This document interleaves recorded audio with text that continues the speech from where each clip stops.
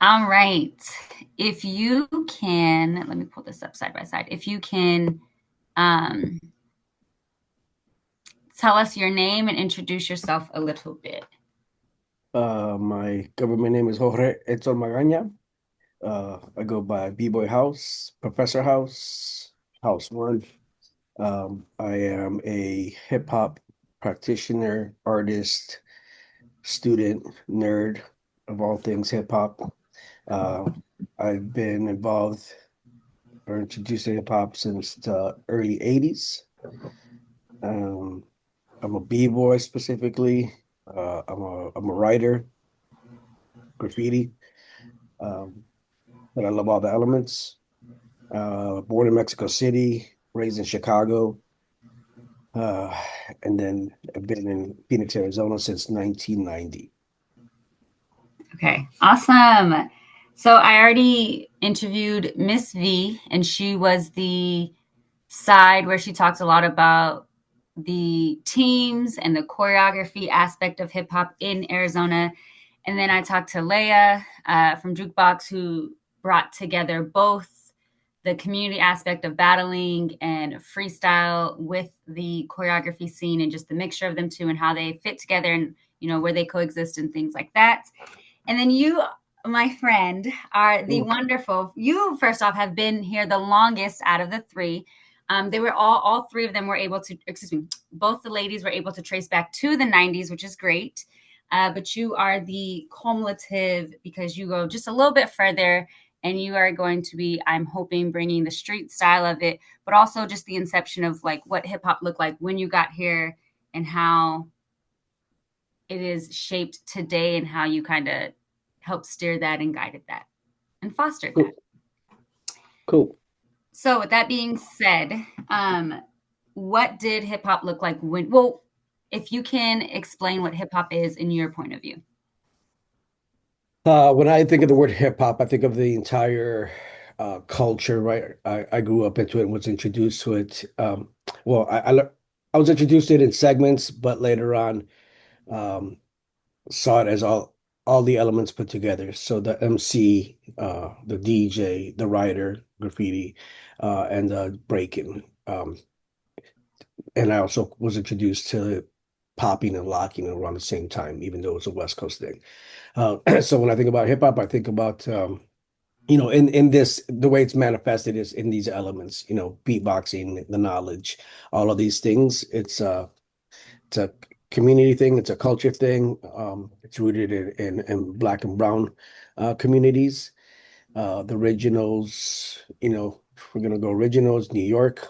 Later on, adapted the West Coast stuff. So when I think about that, I also do. If I go deeper than that, I think about what KRS-One says. KRS-One is an MC known as a teacher. His name stands for knowledge reigns supreme over nearly everything. And he talks about just if we just took the words hip and hop by themselves without attaching them to anything else, just the word hip means to be cool, to be fresh, to be in the know, to be, to know what's up. And hop is the movement. And so really when we think about those two words in that kind of context, it's the knowledge of self. It's knowing why I move the way I move, why we move the way we move. So before you can see it manifested in any kind of way, it's that collective consciousness, if you will, of all these different folks that, now is a worldwide thing. And even though it's rooted in Black and brown folks, but there's other folks that are on that same collective consciousness as well. Awesome, thank you. What you came in 1990. What did Mhm. hip hop look like then when you first came? How to make this screen go dark like this.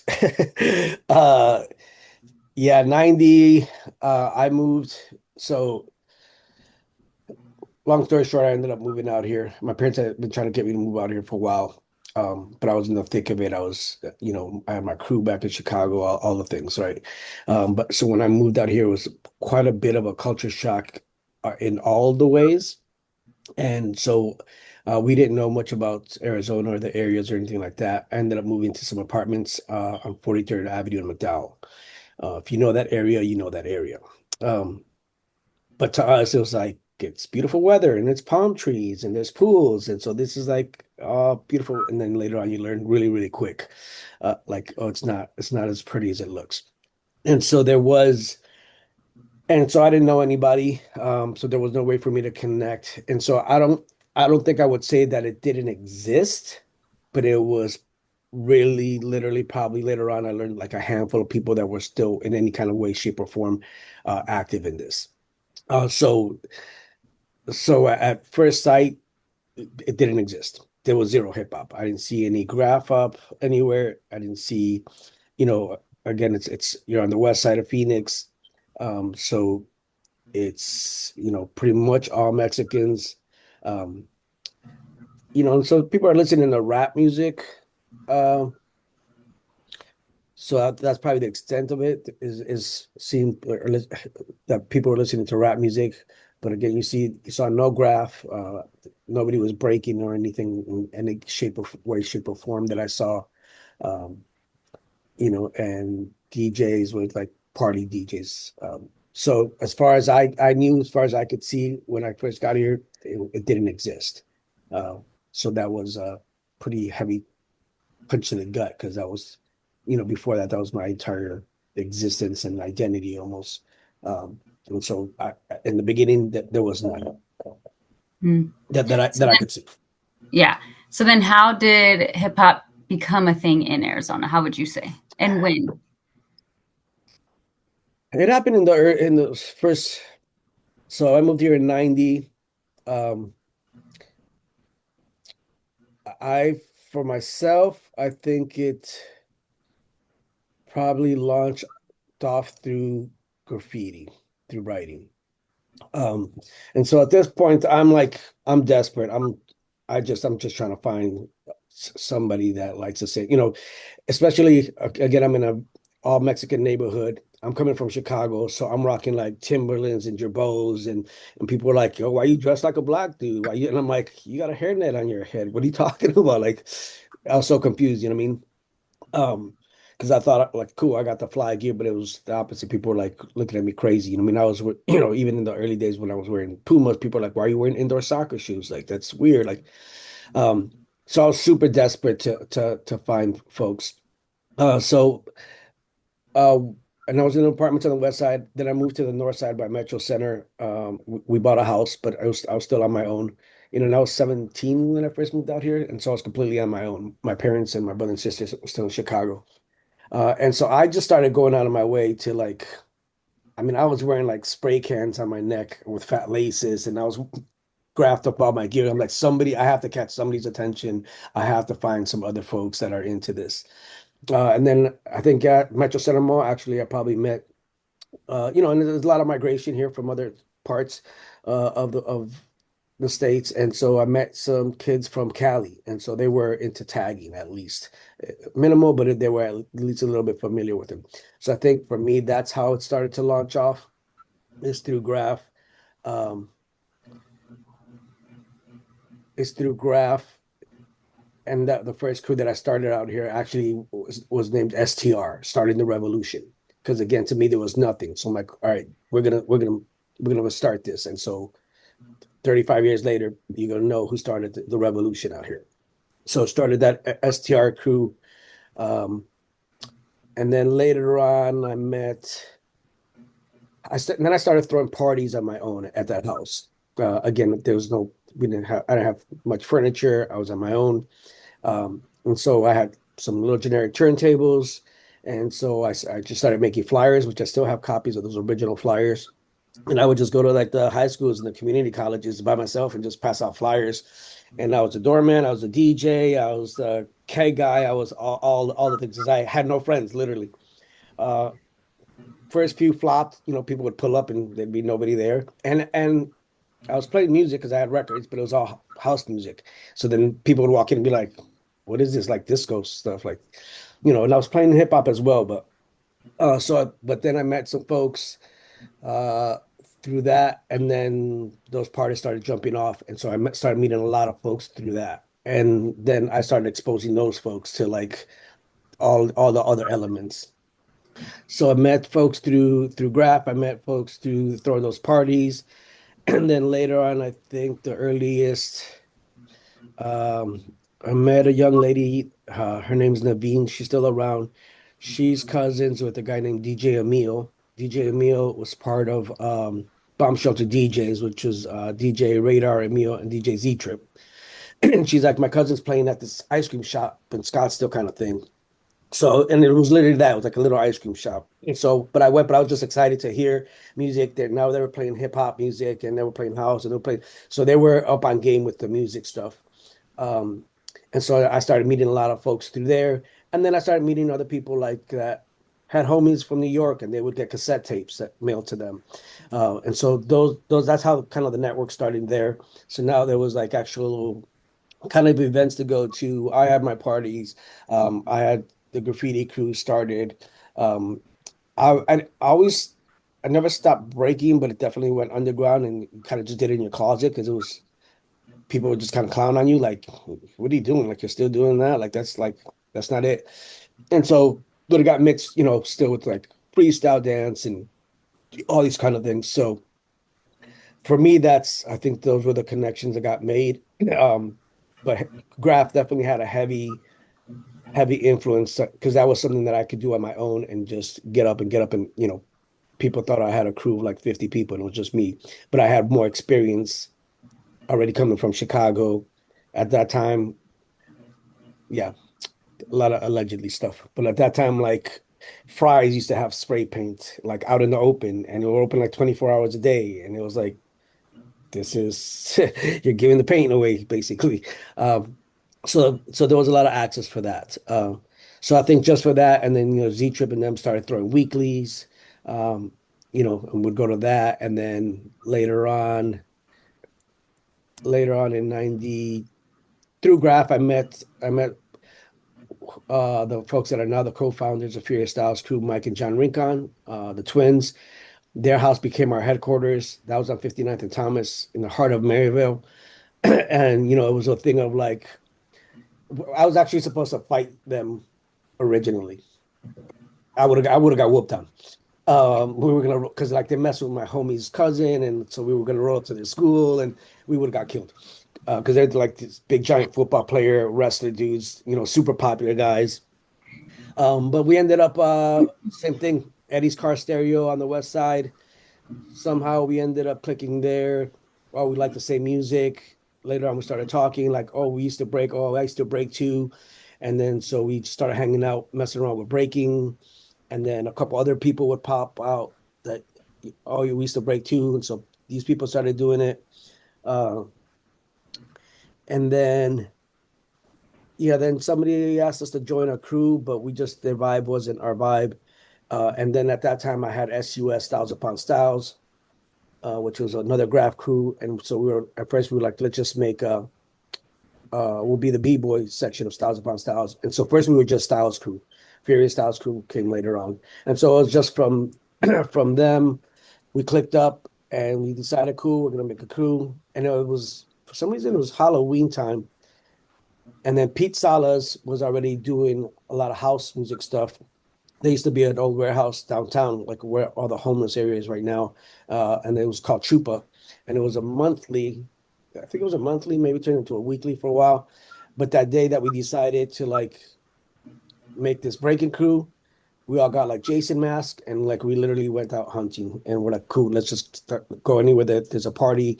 We ran into folk and people didn't even know who we were, and we would just go out and just start battling. So now we're like initiating these battles. And now this starts to build up because now people are like, okay, there's these other people to battle. And so now everybody starts to click up. And so I think that started to build up the dancing. And a lot of it was the same. I think a lot of it was folks that used to do it and then it died down for everybody. And now it like resurged for folks. And then later on, it brought in new people.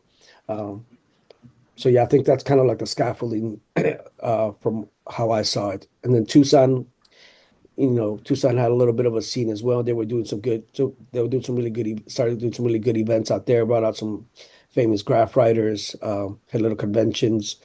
Um, yeah, and then like this, there would be like all ages clubs, Benny's on the west side. And they weren't hip hop based, but they were, street based. meaning there were, it was street culture. And so you would hear all kinds of different music, and same thing is going and battling. And now we had a headquarters on 59th and Thomas, and so we would just practice there all the time. Yep. So what year is this? This all happened uh between it happened fast between 90, and then we started Furious Styles Crew 93.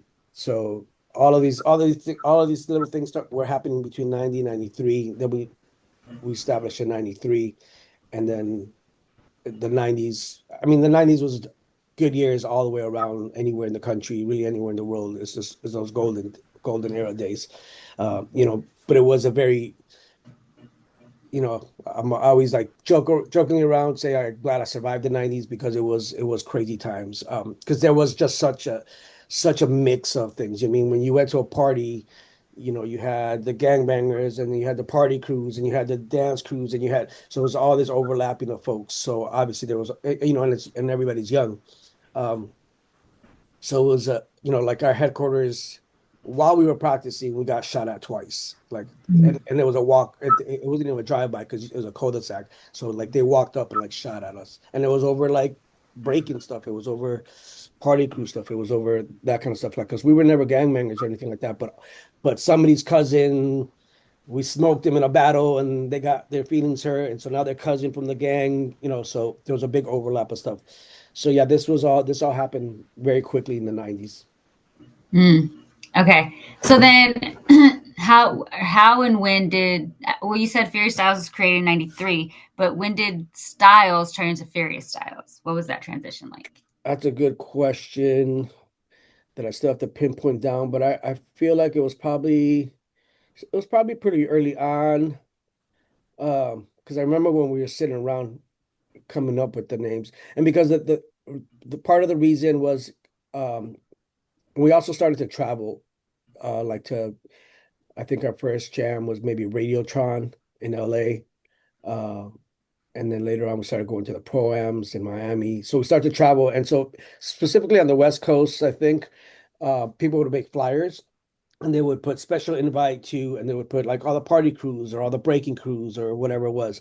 And so many crews had the word Styles in their name. So it was really easy to get overlooked and not stand out.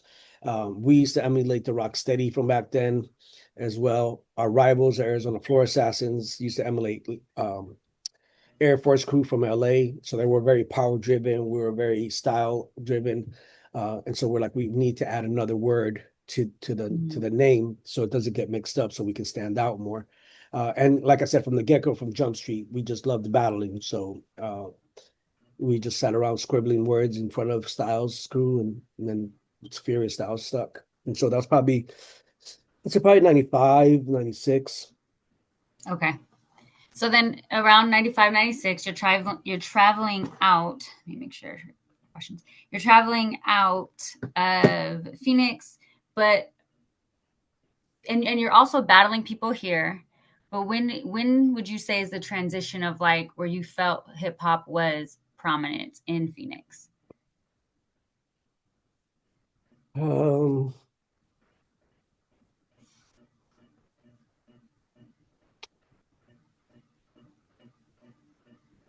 probably probably around that time. So I think we probably actually flipped to Furious Styles probably 97, because I'm thinking about our first anniversary flyer. It was still Styles anniversary.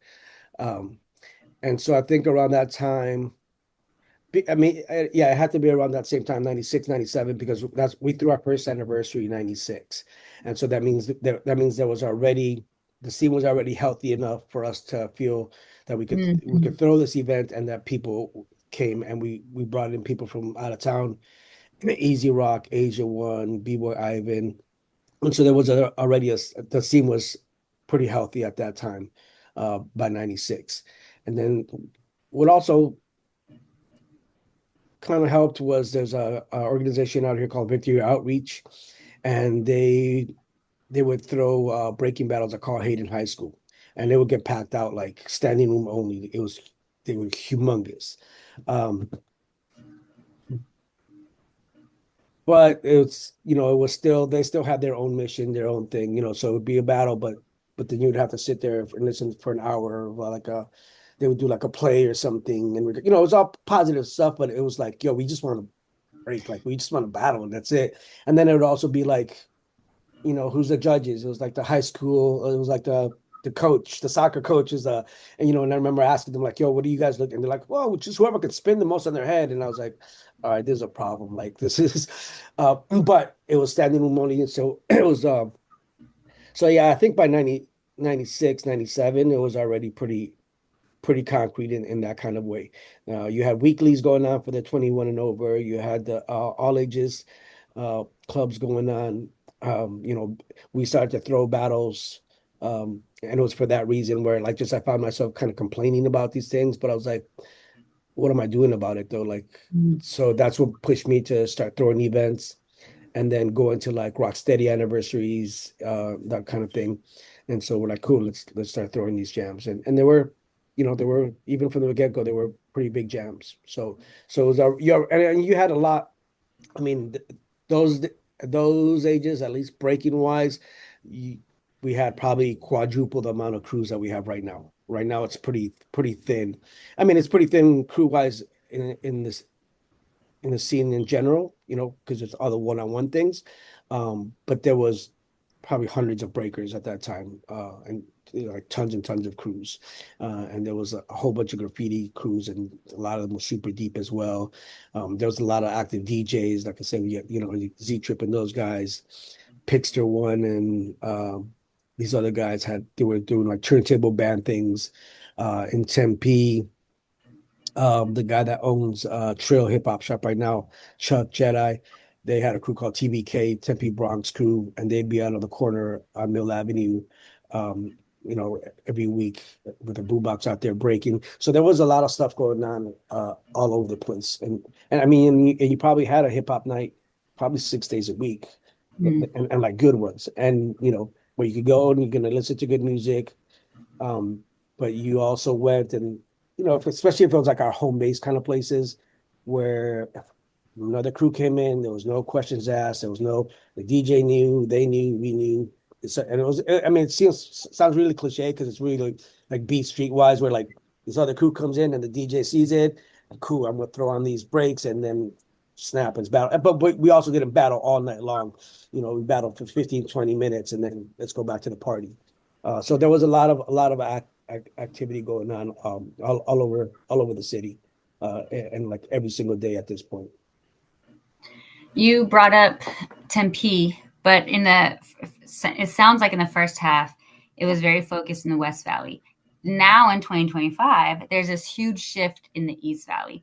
Where and when do you think that shift and how was it made from West Valley to now the East Valley? Uh, I think it went from the West Valley to Tempe, then came back to Phoenix, and then shifted over east.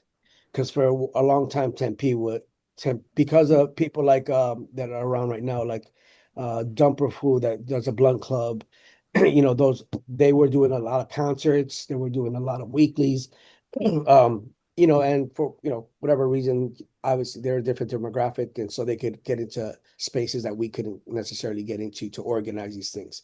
Because even if we threw events, I wouldn't even say the word hip hop when I was trying to rent out spaces. If I said the word hip hop, it Mm. was going to be like an absolute No. no. Um, it would be an absolute no, or like you got to have all this insurance and you're going to have to hire 12 cops to be here. So we would just be like, it's a dance contest, and that's it. We would leave it at that. But these guys are connected in different ways, and whether because they're white dudes or whatever the case, but they were able to get in. So Tempe got really hot for a while. So there was a lot going on over there. Um, and then when it came back to Phoenix, the shift to the east side, Sorry, what year is that in Tempe? it's still that late 90s, Okay. still that late 90s period. Um, see, I don't necessarily feel that it's shifted to the east side, to be honest. Because when I think about the east side, I think about jukebox. Mm. That's biggest, longest movement of things out there on the east side. There were some things, but they don't they were sprinkled in. There were folks that did some events out there on the east side, but they were just really sprinkled in. Um, Well, so then you're not considering Tempe the East. Because that's what I was thinking. okay, Tempe okay, okay, okay, being more east of Tempe. okay, So okay, okay, yeah, Ian.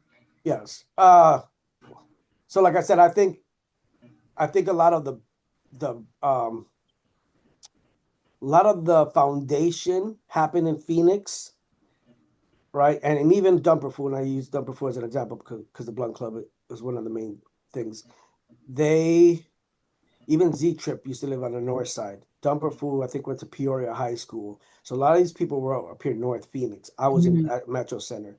And so when they shifted, and so it's whenever they, like Dumper graduated high school kind of thing, whenever they shifted and started doing those weeklies, that's when a lot of things started shifting to Tempe. And again, it all happened so like quick and so overlapped. Um, and so I would say the late 90s is when the big shift happened. And I think that's a lot of it has to do with that, with these promoters now doing these weekly things out in Tempe. And people like the Tempe Bronx crew holding it down on the corner every week. Um, and back then you just went and you're still super hungry for it. So somebody would call you and be like, "Yo, there's some breakers at Dairy Queen over here." You call the boys. We're going to Dairy Queen right now. Like he would just try to run up because that's how excited and hungry you were, like just to meet. Because it still wasn't tons ahead. Um, but now there's and so there was, but now there was a lot of hip hop heads, a lot of like fans of it, a lot of music lovers. So now there was an audience for it. Now there was a crowd for it. Um, so I would say in the late 90s is when it shifted to Tempe. Okay. And then what do the 2000s look like? I know in 97, based on Miss V, that's also when Mercury became a thing. What did the 2000s look like for hip? Uh, 2000s. I'm trying to look at this. What do I have here? Uh, I'm looking at this timeline. So in 2000s, and so by the 2000s, I personally started shifting because breaking got so big. I started shifting away from the graph and going heavy to just breaking. Because again, now we're traveling, now we're doing all these other things, and I still paint now, but I was putting in different kind of work, in those 90s. Um, and so for me, the shift went to breaking. And so like if I look at this timeline here, uh 2001. So now I'm working for, and because, okay, so I should mention that there's also a lot of growth that comes out of the parks and recreation, community centers, the PAL sites. A lot of the cats that I met came out of, we had Thunderbirds Teen Center on Bell and 7th Street. And then other community centers would bus in their kids to come practice with us, or we would throw things there. And so a lot of PAL centers, there was there was a breaking session at all the PAL centers back then. So you also had that, and that really helped grow a lot of things as well. That's when I started dancing. But my teacher was from the South, so very Atlanta based, Southern type of dancing I did. Yeah. And it was all typically choreography, just with Yeah. freestyle. Yeah, and because we used to throw a lot of talent shows, so all of it, everybody would bring their centers. So that was, and which helped again because now you get to meet other people, and even though everybody's kind of rivals at that time, because if you're from there, you're from there. But at least there was this other crossover of things now. And so in the 2000s,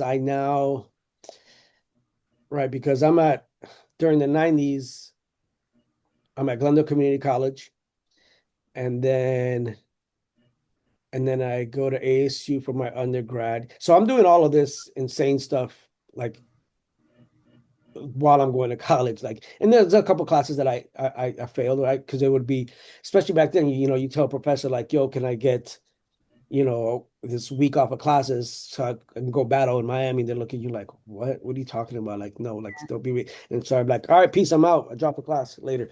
Um, but now into 2000s, uh, I start working full time for Parks and Recreation at Hayden Park on the south side.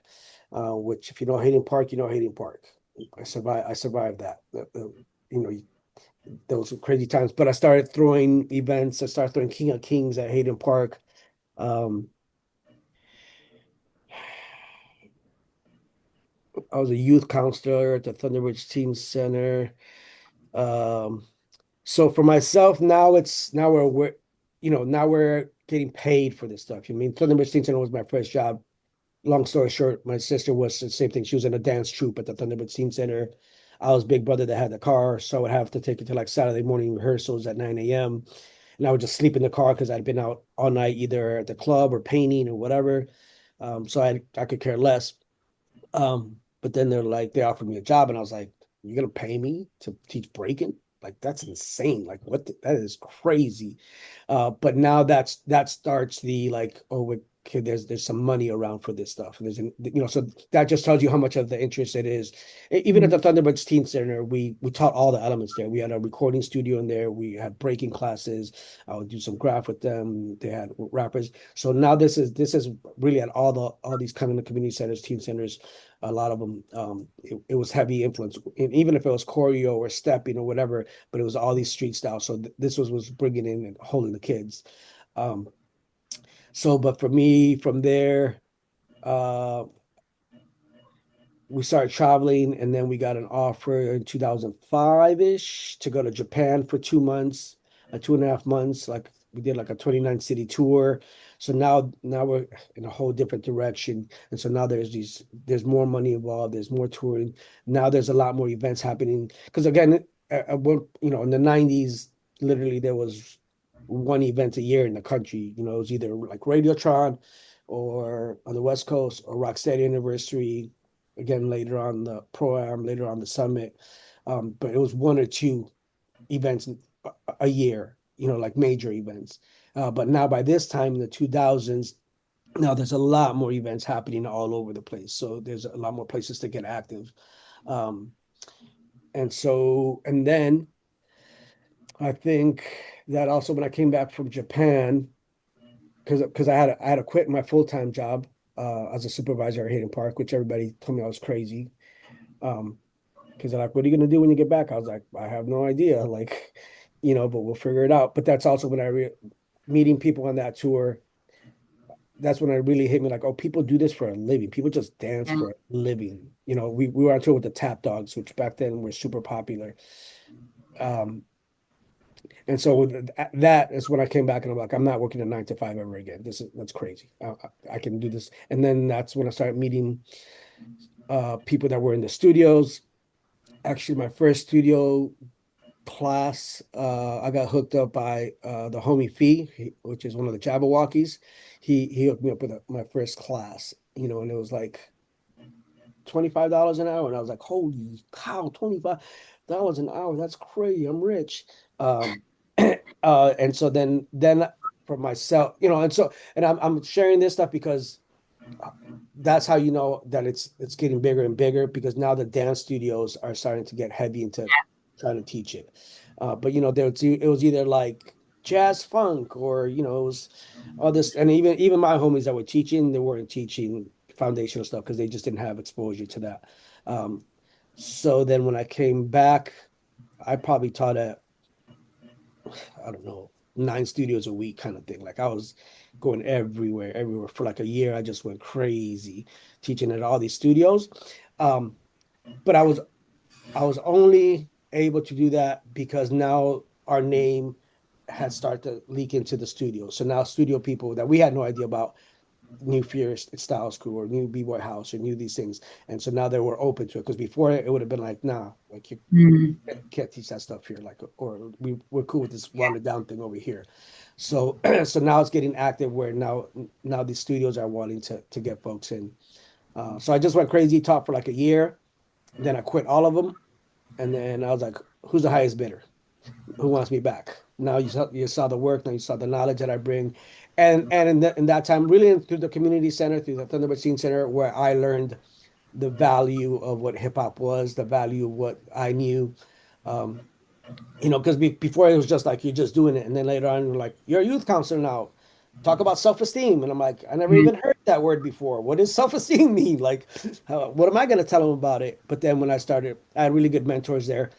But that's really when I started to like realize, like, oh, I do know a lot of stuff. Oh, hip hop does do a lot of it. Oh, it does help with self-esteem. It does help with confidence. It does help with in the and we were in the at-risk youth division.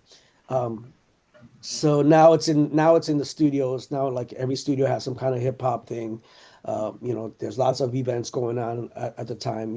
Things like the Phoenix Mercury Hip Hop Squad. So it's you know, another, and it just that's just the evidence that shows you like this is that it's getting this big and around that all of these organizations want it. Yeah. Um, whether how legit everybody was is a different story, but even for, even for me, the Mercury, I just went because one of the co-founders of Styles Crew, one of the twins, he used to while we're doing all this ballet and stuff, he used to secretly go to a dance studio and take ballet and contemporary, but he would like hide his bag and his ballet because he'd come home to like a headquarters with like 30 dudes and half of them are thugs and half of it, so he was not sharing that any of that experience with us. Yeah. But he was the cleanest out of all of us, and I say it's because of the studio work that he did. Um, but I only went to the Phoenix Mercury audition because he wanted to go, and I was like, I'm not going to that. I was like, that's corny, bro. I was like, this ain't not hip hop about that. Like that's, and he was just like, come on, bro. I just don't want to go by myself.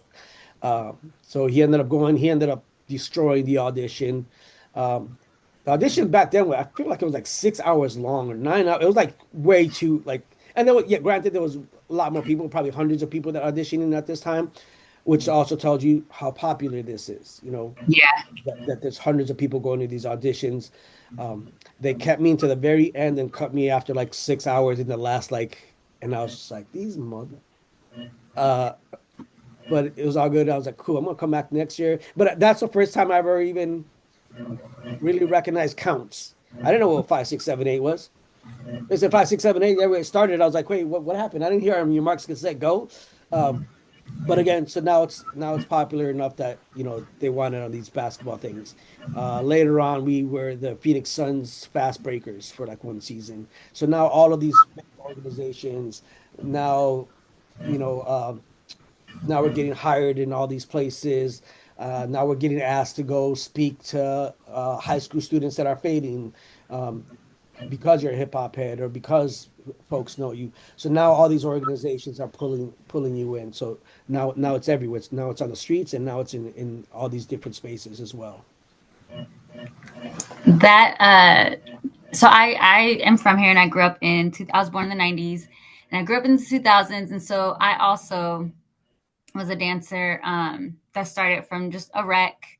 And I grew up on the west side, which is funny because I didn't know any of this was happening. Where I was, it was very even our like rivals and things. Ghetto Government. I don't know if you're familiar with them. They were our You rivals. know the Like, name? but it was very much in that choreography scene. I was aware of the battle scene and things based off TV, the movies that I saw, but like I didn't know it was a thing in Arizona until I went to college at ASU. So that was 2011, and I saw what used to be Urban Soul. Hmm. I was like, oh, this is a thing. People really do this in real life. I thought this was just a New York thing or LA thing or on TV. But I didn't have that experience. What's also interesting though is when I was in high school, I went to Alfrea, so in the West Valley, and I met B-Boy Shadow. And so Hmm. I knew, and I met some of his other people. And so I knew it was a thing, but I didn't know the depths of it until now. Yeah. Yeah, I mean, because you could still say it was still, even though as big as it was, and even though there was, like I said, hundreds of breakers at some point, it was still pretty underground. It was Yeah. still very much to itself, and unless you went to very specific places, you weren't going to see it, whether you were 21 or if you were younger than 21. You would see sprinkles of it, like you said, you would see sprinkles of it here and there. but it wasn't. I mean, with graffiti back then, now everybody knows me as House, but back then, just graffiti code in general, you don't, even people that would be like, "Hey, are you House One?" I'm like, "What are you talking about?" Like, I don't. Yeah, don't you record? No, I don't. Because there's like rewards out for you. Like literally, there's, Yeah. there's all these things, and so you didn't necessarily even tell people. So now it's shifted from like me being flashy to try to get attention to try to find some folks to now like, okay, now this is a different thing. And because again, it got really violent in the 90s. So you kind of didn't tell people that you were that, or you didn't associate it. Or even if I was at ASU, my undergrad thing, I remember just being in these classrooms and I was the only brown person in there, and people literally just talking that shit about hip hop music or rap music. And I knew they were cheering it, but I wouldn't say, I was like, I would just try to stay very like, I would just try to stay very invisible, which is curious. So you only really opened up when you got around the other folks. Other, Right. Otherwise, you weren't really like flashing it like that. Yeah.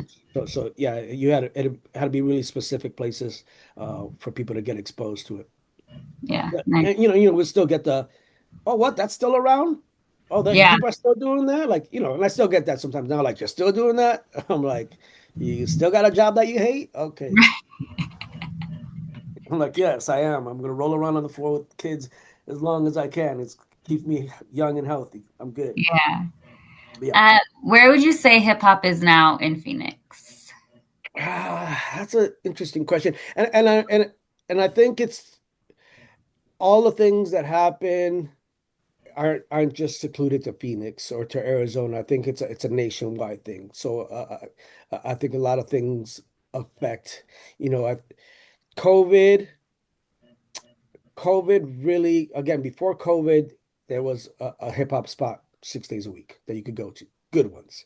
That there was going to be dancers, there's going to be dope music. You're going to see graph heads there, you're going to see DJs. What I mean? You saw all the people of all the elements Yeah. being there at these parties. COVID really slowed things down, obviously. Um, where, I mean, even for myself, right? Like where now you're like, oh, sitting on the couch on Saturday night is kind of nice. Like, okay, I can. This is good. Um, and so I think a lot of those places just that didn't happen anymore, didn't come back. So a lot of the 21 and over spots that completely died. Now we have no weekly spots.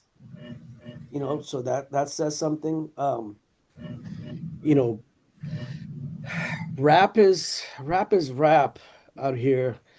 It's still a lot of rappers, but they're not. It's just different. I feel like the rap scene, and I'm not super heavy in the rap scene, but enough to say that I feel like it's just everybody's thirsty in the rap scene, and it's built that way, and so there isn't any really established foundational things for folks in the rap scene. Dance wise, breaking wise, like I said, there's how many? I mean, you can count on one hand how many breaking crews there are, if that. Um, and there's just in general there's just way less breakers right now. Um, Now I think we have much more street dancers in general, whether there's poppers or lockers or whackers or crumpers. So we have that didn't exist before. Popping has always been there heavy, locking a little bit, but popping, back in the 90s, every crew had at least one popper. And even when you would battle, it wasn't just a breaking battle. You would When the popper came out, our popper came out. When their headspin guy came out, our headspin guy came out. So everybody was more niche on things. So popping has always been there, locking a little bit. Um, but and freestyle dancers, yes, but and there was a mix of when the freestyle dancers were calling themselves housers. And so there was that transition as well, where there was heavy freestyle dancers, but that was also just kind of got mixed in with breaking. Like it was all just like you were just a dancer. I'm a hip hop head. I break, but that meant that you probably pop as well, and that you probably freestyle as well. Um, And so I think the dancing, there's a lot more forums that are exposed to that have platforms now. And and I think that's great. Breaking, there's just a lot less folks. There's just not enough. Again, it's I think a nationwide thing. With between COVID, between Red Bull, uh, BC one type of things that turned everything into a one-on-one. That just there was no before in the 90s you had to have a crew. Why? Because if I went to a battle, the other crew's probably gonna be like 30 deep, and I could get into some trouble by myself, which would happen sometimes. Sometimes we would cut up and I've battled 20 people at a time for an hour, right? Because what it is. And like I said, luckily I made it through all that. But there isn't that need for that anymore. Now I could have a career in it as a soloist, no different than like now I have the iPhone, the iPad. It's me, it's one thing. So that shifted a lot of things for breaking. And so there isn't a lot of folks that are connected and passing down and teaching this stuff like before. I feel like even the folks that are really really dope. A lot of them, if they're teaching, it's because they're getting paid to teach, or they're doing privates, or but it's not like yeah, let me just get six little homies and teach them the garage type of thing. So I think that's shifted a lot as well. Graph is always going to be graph. I think graph is always going to be graph. There's a lot of graph. There's a lot more public graph. There's a lot more. Um, street art as well. But even that in the 90s, I think you just saw graph everywhere in Arizona. And now whether it's because they're buffing it more or there's just not a lot of prolific writers that are hitting as hard as folks might have been before. Um, and the DJs the same thing. It's just different with the DJs. Like I said before, there was entire squads of DJs. There was entire crews of just DJs. And where they would do a six turntable setup, and they'd be like a whole live band type of thing. Um, there isn't any DJ crews that I know of in Arizona anymore. We have DJs in our crew, but we're not an all DJ crew. Back then, there was all DJ crews, all grab crews, all dance crews, and so.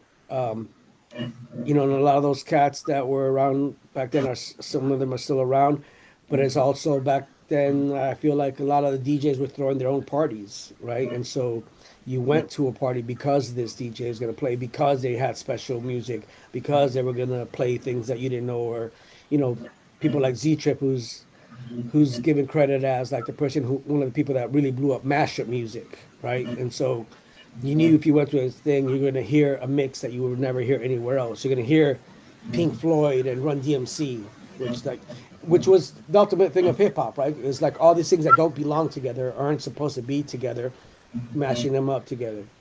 All these races that aren't supposed to be together, you know, all these demographics, all these like, you're black and he's white. You're not supposed to be hanging out there. You're this and you're that, and you're not supposed to be But so, I mean, I think but I think it's happening like that across the country. It's not just in Arizona.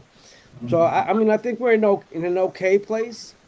Um, and the internet changed a lot of things as well too. And so now again, before you had an event, everybody was going to be at that event because it might be the only event for a month, for the next 3 months. So everybody went. All the DJs went, all the writers went, all the dancers went, all the rappers. So everybody went to these events. Now there's three events every weekend. So now everybody has choices. So not everybody goes to all of the events anymore. Um, you know, but because we have these like little pockets.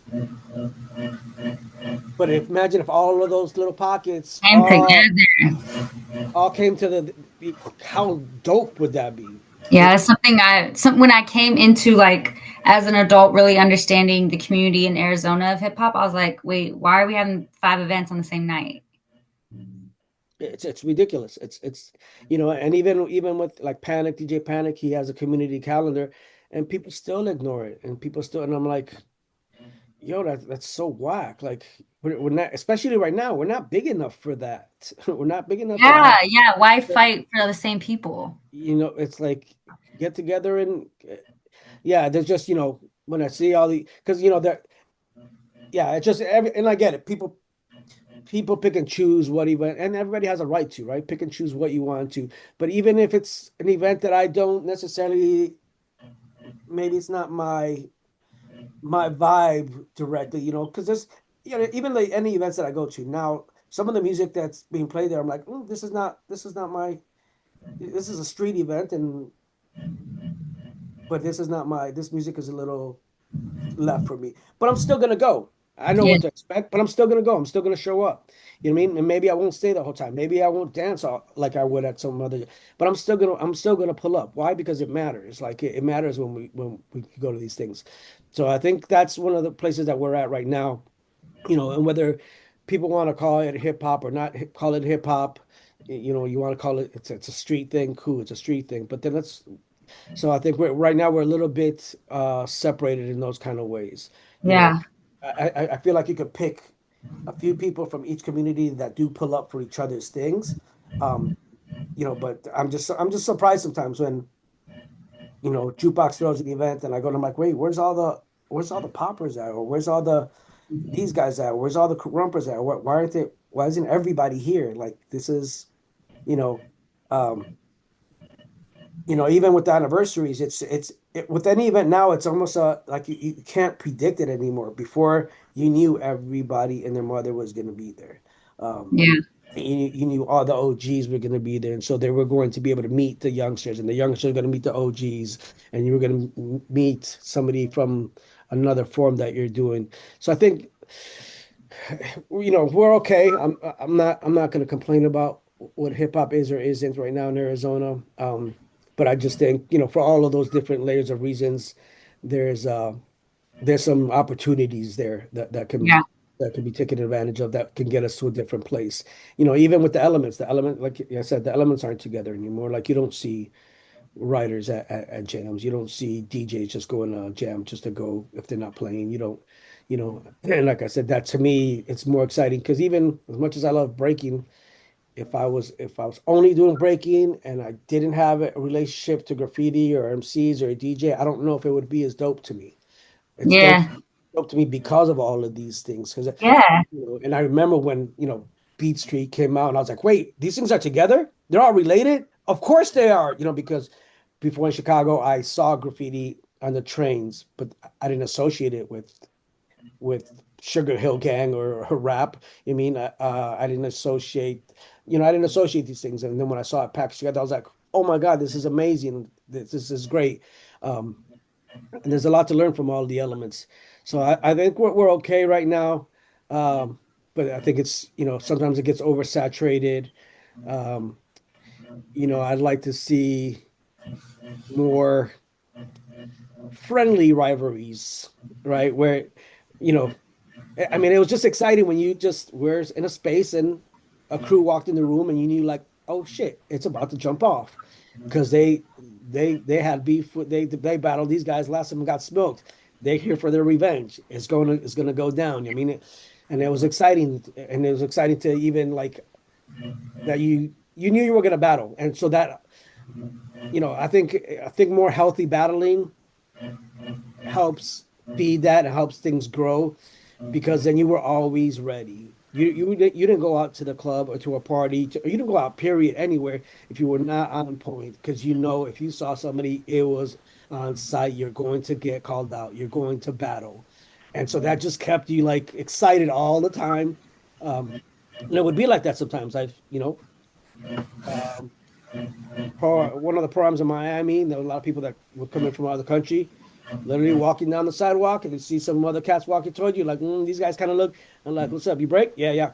Put our shit down. Let's go. Like right there on this concrete. Like, so it was that exciting where it was, so I think if we had a little bit more of that, I'm glad that we have safe spaces. I'm glad that we have these events that we can bring the kids to and not worry about like things. I think that's a great thing. But I just think I think there's room for balance for that stuff. Will I ever get back to that stuff? I don't know. Um, so I think we're in a good place. Arizona, I do tell people we do have a very special community here. I feel our community is very different. I hear that from people when they're coming from out of town, like, yo, you guys got something different here in Arizona. And so I do appreciate that we do have a very special community here, at least dance wise. Um, but yeah, Where do you want to see us go? You mentioned a few things, but yeah. overall, I think finding a balance between, um, I want to continue to see it evolve, but I think we also get mixed up in our definition of what evolution means. Um, because if something changes so much, then it's not this thing it's no anymore. longer absolutely, It's not this thing absolutely, anymore, and that's fine. Call it that and be that, and we'll come support that. But it's yeah, no longer this. So I think there's room. Like, let's what's the essence of, I just don't. I really don't feel like, especially right now in 2025. This was for a lot of us in my generation. I think this was this was automatically rebellious. This was automatically standing on business. This was automatically, you learned and were you learned this knowledge and you heard these MCs and they were schooling us on hella stuff. They were schooling us on things that you didn't think about, of injustices that we weren't even thinking about. And just being a breaker, just being a writer, all of that was automatically rebellious, automatically fighting for things. And we're not applying ourselves in that kind of way anymore. So I think especially right now in 2025, we need to reevaluate, relearn, rediscover the value that hip hop as a community and as a culture has, and how, again, I'm a romantic about this, I'm a nerd about this, but to me, hip hop can change the world. It has changed the world. It's yeah, influenced the entire world. There's no anything, no industry, no nothing that can say they haven't been influenced by hip hop in some kind of way, whether they're doing it correctly or not. That's a different story. But so, like, we have that power, and we have that power to pass on to the next generation, which that's what we want. We want to screw the, yes, this is the way it manifests, but why, learning the whys, and that's one thing that grad school, of all the things that I couldn't stand, but it was the whys. The professor was like, why? I'm like, I don't know why, just why, I just do it.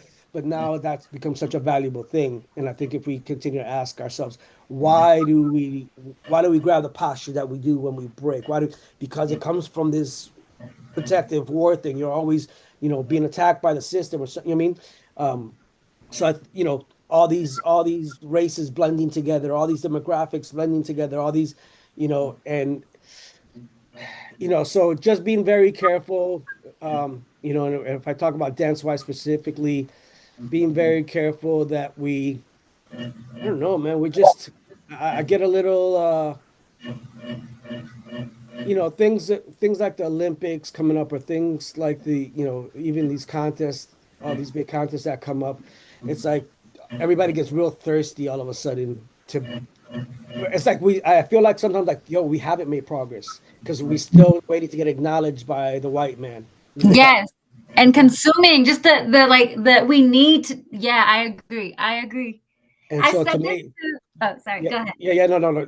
So to me, I just feel like, man, have we made progress? Or we did make progress, but we lost sight of it somewhere. And Yeah. so how do we inject that back into the community, into the culture, into the next generation of youth? Like, you guys now we're all fighting because we want to sit at the table with the what, I'm just gonna say, the white kids, right? The white popular kids that talk shit about all of us and didn't like any of us and don't accept any of us. But now we're fighting for a spot to sit at their lunch table. We don't, what? What do you mean? That's the whole purpose of this is to stand our own and make our own thing, because we weren't accepted, because we weren't put into these spaces.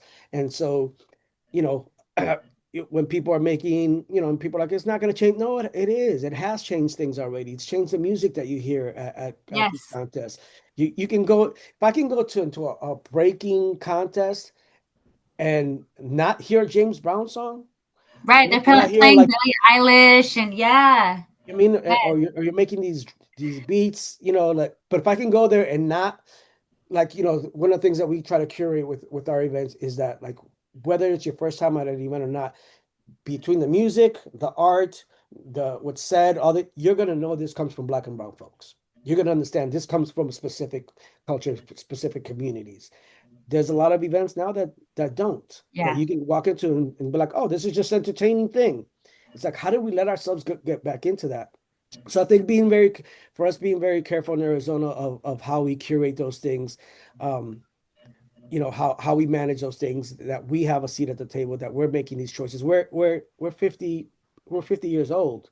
Like we should be learning, but so sometimes I feel like we haven't made that progress, or like I said, we lost sight of that progress. So I'd like to see us take control again of those things, and for us to decide what's valuable, what's not valuable. Not this outside folks that you've known we've been here for 50 years, but you didn't mess with us for 50 years. And now all of a sudden, because it's cool and it's popular and you can make some money, now you want to mess with us. Yeah.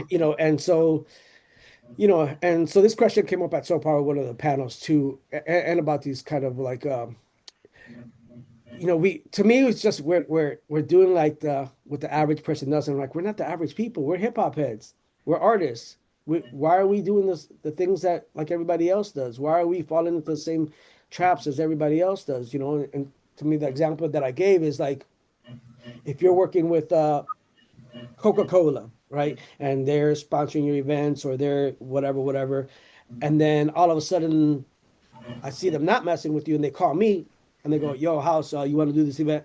My first thing is gonna be like, let me call you real quick and find out, not just be like, "Yeah, yes, sir, yes, sir, yeah, yeah, Right. yeah, yeah, yeah, give me the shiny object, yeah, give me the." No, no, no, no, no.